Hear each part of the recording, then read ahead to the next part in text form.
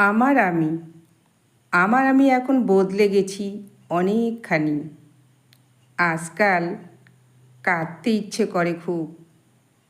একটু আড়াল পেলেই মন খারাপগুলো যেন ভিড় করে এসে বলে, কাঁদো, তুমি কাঁদো। কেঁদেও ফেলি। বেশ লাগে, ভালো তৃপ্তি পাই।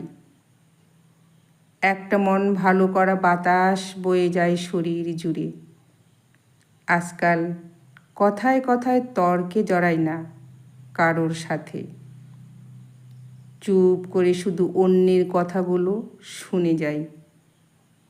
কারোর উপর এমন আর হুটহাট করে রাগ করে ফেলি না। প্রতিবাদ করার সাহসটা যেন কোথায় হারিয়ে গেছে।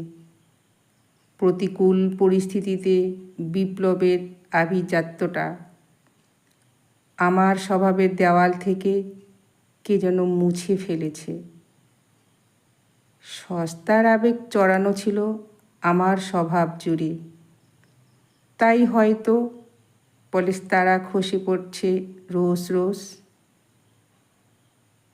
আজকাল আর জোর করে আমায় হাসতে হয় না। যে ইগোর পাহাড়ে বসেছিলাম, সেই ইগোটাও নিজের থেকে ছেড়ে গো করেছে। কিন্তু আমির মধ্যে একটা বদলের পরও আমি আমার মধ্যে এতটা বদলের পরেও বরাবরের মতো আজও আমি একাকিত্বের গ্রাসে।